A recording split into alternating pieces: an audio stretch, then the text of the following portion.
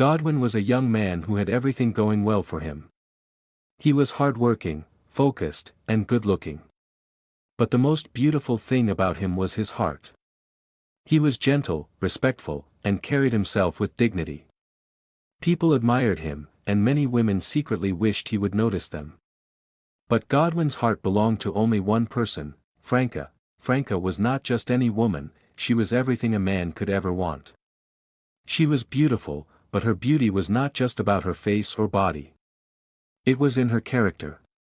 She respected Godwin deeply, valued his dreams, and always supported him.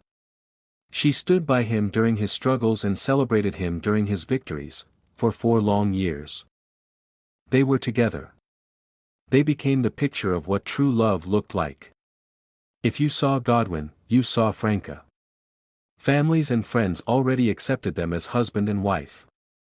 Franca's parents loved Godwin like their own son, and Godwin's mother adored Franca like a daughter. Franca's friends often teased her, saying, "You are so lucky, Franca. Godwin is every woman's dream." But some, like Gladys and Charity, secretly envied her happiness. They hid their jealousy with fake smiles and sometimes whispered behind her back. "Franca thinks her relationship is perfect. Let's see how long this lasts," they muttered. But Franca never cared. She loved Godwin too much to notice their envy. She turned down every man who came to ask for her hand in marriage. With a smile, she would say, "I'm already engaged. Godwin is my man." She believed in him so much that she never doubted his love. Godwin's friends, Nelson, George, Charles, and Nick, also loved Franca. They saw how much she cared for their friend and respected her for it. To everyone around them, it was only a matter of time before wedding bells would ring, but deep inside Godwin, a small crack had started to form. He began noticing another woman, Sandra. Sandra was bold, flashy, and full of curves. She carried herself in a way that turned heads everywhere she went. Unlike Franca's quiet and modest ways, Sandra was fiery and daring. Sometimes, Godwin's friends would joke, "Imagine Sandra as your wife, bro. Franca is good, but Sandra is fire." Those careless jokes slowly planted seeds of temptation in Godwin's heart. He began comparing Franca's simplicity to Sandra's glamour. One evening, as Franca served him food with a smile, Godwin scrolled through his phone, staring at Sandra's pictures. He sighed and muttered, "You're too simple sometimes, Franca." She only laughed, not knowing her whole world was about to crumble. The news hit Franca like thunder on a clear sky. Instead of receiving a wedding invitation as she had expected, she heard whispers in the neighborhood that Godwin had secretly married Sandra. At first, she thought it was a cruel joke. "No, it cannot be true," she whispered to herself, shaking her head in disbelief. "Godwin can never do this to me." But her fears were confirmed when she saw pictures of Godwin and Sandra smiling in wedding clothes. Her heart broke into pieces. She dropped her phone, held her chest, and wept like a child. That evening, she rushed to Godwin's house. Her eyes were swollen, her voice trembling. "Godwin, please tell me it's not true. Tell me this is a lie." Godwin stood there, his face cold and his heart hardened. "Franca, it is true. I am married to Sandra now. Please, accept it and move on with your life." Franca fell to her knees. "Godwin, don't do this to me. For 4 years, I gave you everything. I turned down suitors because of you. My family already sees you as a son. What will I tell them now? What about my friends who all knew we were engaged? Godwin, I beg you, don't leave me like this." Her cries filled the room, but Godwin's heart had already drifted away. He looked at her and said, "Franca, it's over. You need to let me go." Nelson, who had been nearby, tried to console her, but it was useless. Franca felt shame wrapping around her like chains. The thought of facing her friends terrified her. She knew people would mock her, and indeed, they did. Gladys and Charity, who had always envied her, began to gossip loudly. "So Madam Perfect relationship has been dumped. We knew it was only a matter of time, they said with wicked smiles. Their words spread like wildfire, and Franca felt as though the ground had swallowed her pride. Meanwhile, Godwin enjoyed his new life with Sandra. He was proud to show her off, impressed by her looks and the attention she drew in public. He believed he had made the right choice, ignoring the. At first, Godwin thought he had made the best choice of his life. Sandra was stunning. Everywhere they went together, people stared, and he felt proud. She dressed boldly, spoke with confidence, and carried herself like a queen. Friends patted him on the back, saying, "Guy, you've won a jackpot. Sandra is too fine." But behind the glamour, trouble brewed. Sandra's temper was like fire. She had no patience for Godwin's opinions and wanted everything done her way. One evening, Sandra asked Godwin for money to buy a designer bag. He explained gently, "Sandra, I don't have enough right now. Let's wait until next month." Before he could finish, she slapped him across the face. Godwin froze in shock. His hand on his cheek. "Sandra. Did you just hit me?" She folded her arms, her face full of arrogance. "And what if I did? You think you're the only one who can talk? You don't control me." Godwin was speechless. He convinced himself it was a mistake. Maybe she was just stressed. But it didn't end there. The second time, she pushed him so hard he hit the wall because he forgot to compliment her new hairstyle. Another day, she threw a glass at him for coming home late from work. Each time, Sandra showed no remorse. Instead, she mocked him. "You're supposed to be a man, yet you're this weak. Useless." Godwin's heart grew heavy. He couldn't tell his family, they would never believe him. He tried opening up to his friends. One afternoon, he told George quietly, "Sandra hits me sometimes." George burst out laughing. "Stop that nonsense, Godwin. How can a woman beat a man like you? You're tall and strong. Don't joke with me." When he told Nelson, it was the same. "Bro, you're exaggerating. Maybe she just plays rough. You're a man, handle your wife." Their laughter stabbed him like knives. Nobody believed him. Nobody wanted to listen. Godwin stared at the ceiling with tears in his eyes. He remembered Franca, her gentle voice, her respectful ways, her soft hands that never harmed him. Regret began to gnaw at his soul, but he had already chosen. And now, he was trapped behind closed doors, hiding bruises the world refused to see. Every night, Godwin found himself sinking deeper into regret. Sandra, the woman he had married because of her beauty and curves, was turning his life into a nightmare. Her words cut like knives, and her hands left marks on his body. He tried to smile in public, but inside, he was slowly breaking. Whenever Sandra insulted him, he would remember Franca's gentle ways. Franca never shouted at him, never disrespected him. She always encouraged him, even when things were tough. At those moments, he realized he had traded a precious diamond for an empty stone. One evening, Sandra raged because Godwin refused to hand her his ATM card. She threw a plate at him, and it shattered against the wall. Godwin sat in silence, his heart heavy with shame. He wanted to scream, but he couldn't. If he told anyone, they would laugh. If he walked away, people would mock him. He was trapped. Meanwhile, Franca was still healing from the heartbreak. She tried to move on, but her love for Godwin was too deep. Sometimes, she sat alone at night, hugging her pillow, whispering his name. "Why, Godwin? Why did you leave me? Wasn't my love enough?" Her friends tried to comfort her, but some used the chance to mock her pain. Gladys smirked, saying, "Franca, I thought you and Godwin were perfect. Look at you now. Don't worry, you'll survive." Each word tore Franca's heart, but she stayed silent. Unknown to her, Godwin thought of her every day. He wished he could turn back time, hold her close, and tell her he was sorry. But his pride would not let him call He believed it was too late. One night, Godwin sat in his car after work, his face buried in his hands. His friend Nick walked by and noticed. "Guy, you day okay?" Nick asked. Godwin forced a smile. "I'm fine. Just tired." But Nick didn't know the truth. Godwin wasn't just tired, he was exhausted from pain, from regret, from pretending everything was fine. As he drove home, tears blurred his vision. He whispered to himself, "Franca was the blessing I threw away. And now, I'm paying the price." His heart ached with every breath, but there was no turning back. To the outside world, Godwin and Sandra looked like the perfect couple. They dressed elegantly, attended events together, and posted smiling pictures on social media.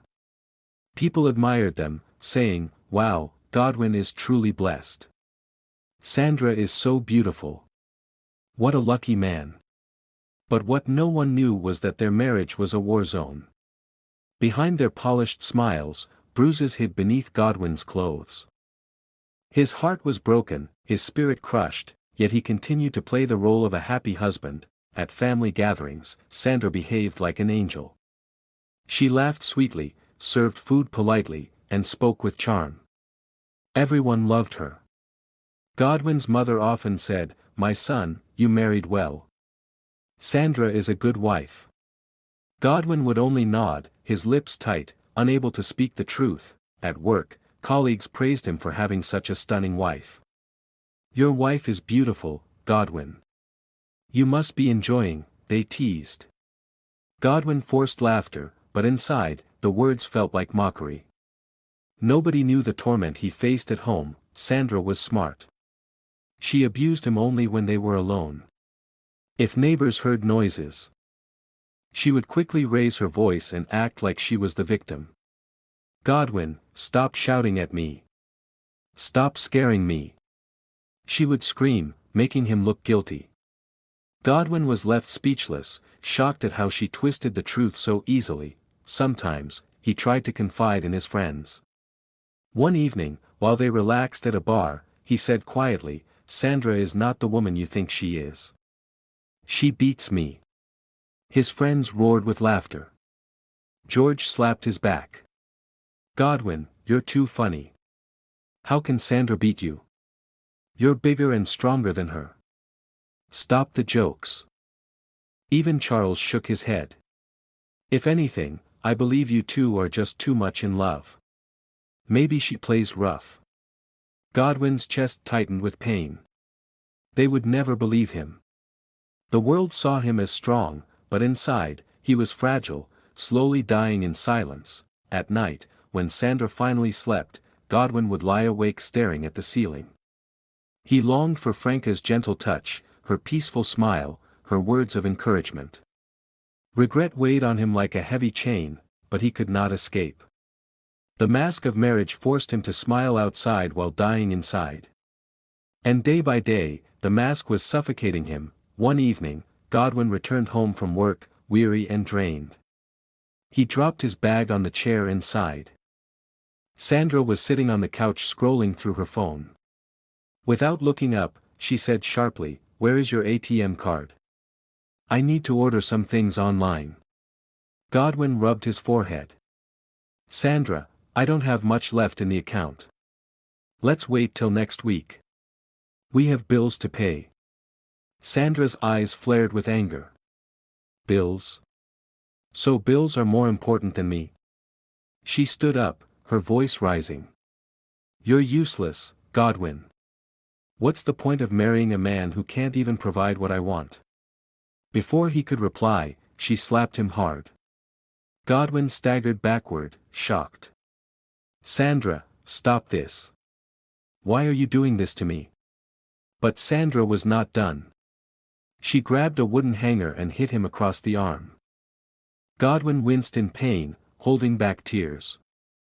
He was too ashamed to cry, too ashamed to defend himself. When she finally stormed into the bedroom, Godwin collapsed into a chair, breathing heavily.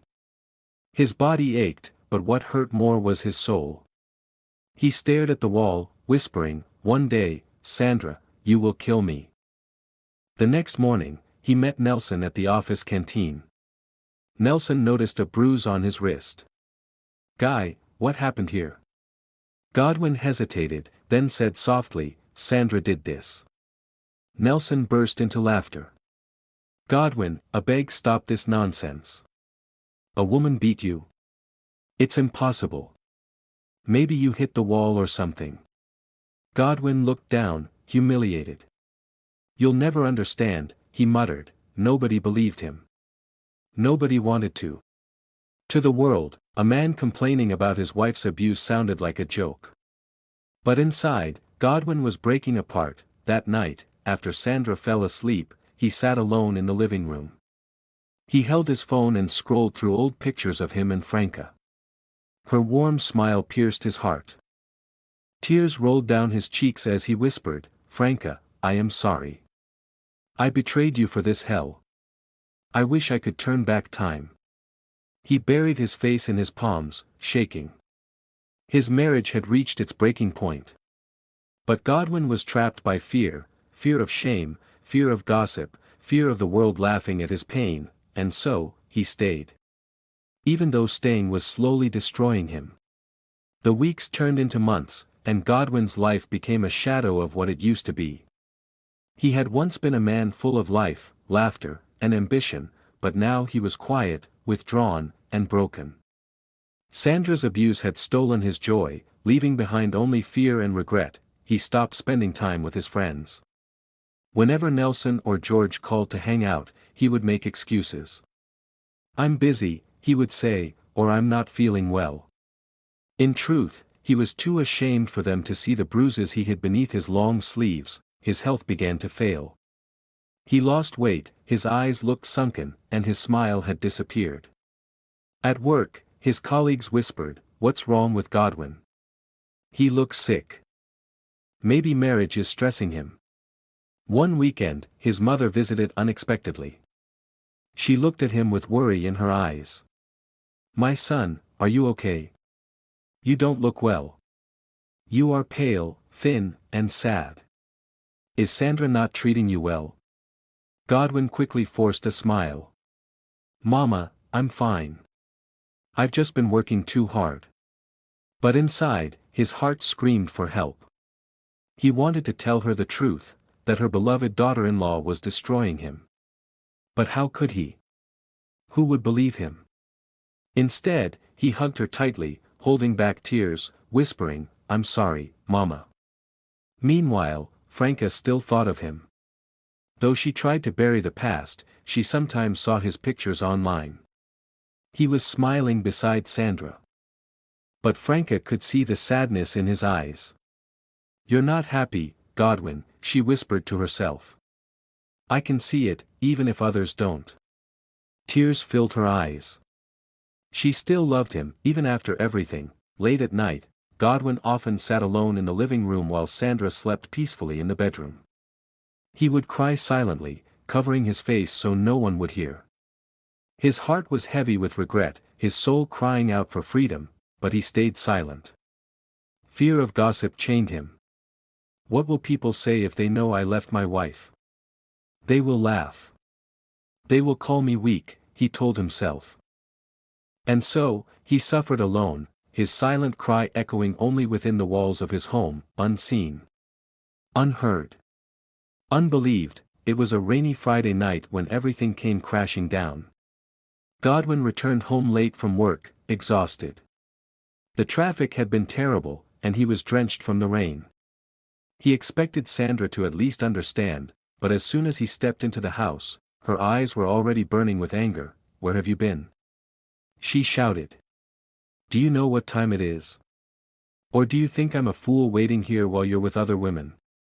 Godwin dropped his bag gently, his voice weak. "Sandra, I was stuck in traffic. Please, I'm too tired to argue." But Sandra hated being ignored. She stormed into the kitchen, grabbed a frying pan, and swung it at him. The heavy metal hit his shoulder, and Godwin cried out in pain. He stumbled backward, his body shaking. "Sandra, stop," he begged. "You'll kill me one day." But Sandra's rage only grew. She slapped him repeatedly, kicked him in the stomach, and screamed insults that pierced his heart. Godwin tried to protect himself, but he was too weak. His body had already endured too much. At one point, she pushed him so hard that he hit his head against the wall. He fell to the ground, gasping for air. His vision blurred, and his strength faded. Sandra stood over him, breathing heavily, her chest rising and falling in anger. "Get up!" she barked. "Don't pretend." But Godwin didn't move. His chest heaved slowly, then stopped. His eyes stared blankly at the ceiling. Silence filled the room. Sandra's anger turned into shock. She knelt beside him, shaking his body. "Godwin! Get up! Don't do this to me!" But it was too late. Godwin had breathed his last breath. The house fell quiet except for the sound of the rain beating against the windows.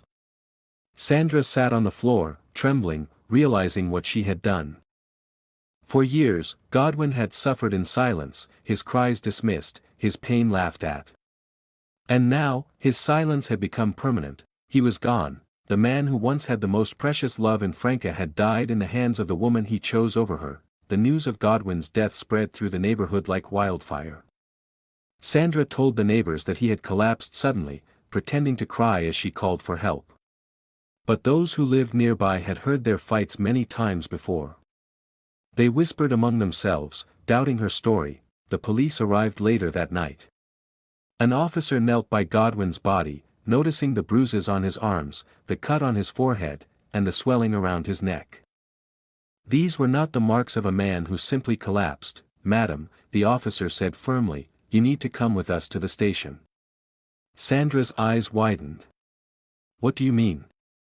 "He was my husband. I loved him." Her voice cracked, but her tears were not convincing. Meanwhile, Franklin and Gladys, Godwin's siblings, rushed to the house when they heard the shocking news. Seeing their brother's lifeless body, Gladys fell to her knees, wailing uncontrollably. Franklin clenched his fists, tears streaming down his face. "I warned you, Godwin," Franklin whispered. "I told you this woman would destroy you." Gladys turned to Sandra with fire in her eyes. "You killed him. You turned our gentle brother into a shadow of himself. Now look at what you've done." Sandra tried to defend herself, shouting, "No. It wasn't like that. He fell, I didn't mean," but her voice broke as the officers handcuffed her. At the station, the truth slowly came out. Neighbors testified about the beatings, the screams, and how Godwin would limp to work with swollen eyes. Even his boss confirmed that Godwin once came to work with a fractured wrist but refused to explain how it happened. The world began to see what Godwin had suffered in silence, a broken man trapped in an abusive marriage. Franca too heard the news. She sat alone in her room, tears rolling down her face. She remembered the day Godwin left her for Sandra. She had been heartbroken, but deep inside, she always knew he deserved better than the pain Sandra brought him. Now, it was too late. The gentle soul who once held her heart was gone forever. Sandra sat in her cold prison cell that night, her mind racing. She never thought her rage would go this far. But now, she had to face the consequences of her actions. The courtroom was filled with silence the day Sandra stood trial. Families, friends, and neighbors all gathered, waiting for justice to be served. She looked pale and weak, her once arrogant confidence gone.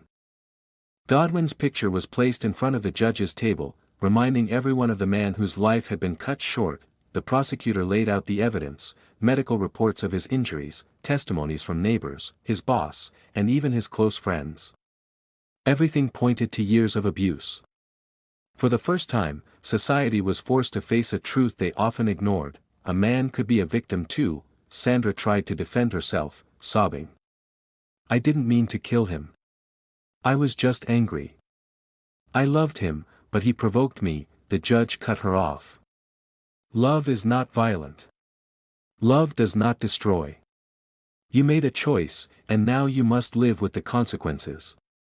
When the sentence was announced, life imprisonment, a deep sigh filled the courtroom.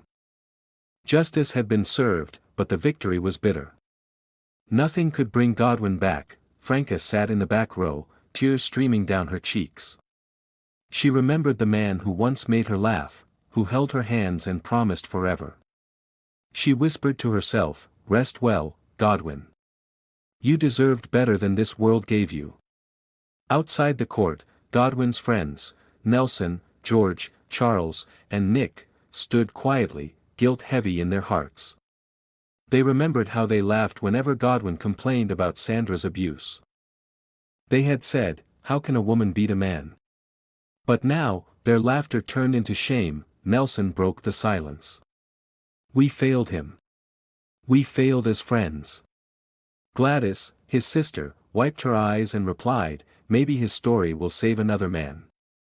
Maybe people will listen now." In the weeks that followed, people in the community began to talk openly about abuse, not just against women, but also against men. Godwin's painful story became a warning, a lesson about pride, silence, and the dangers of ignoring cries for help. Franca visited his grave often, laying fresh flowers. She would stand for hours, speaking softly to him as if he could still hear. Though her heart ached, she found peace knowing the truth was finally out. Godwin's life ended in pain, but his memory lived on as a symbol of love lost, mistakes made, and the price of silence.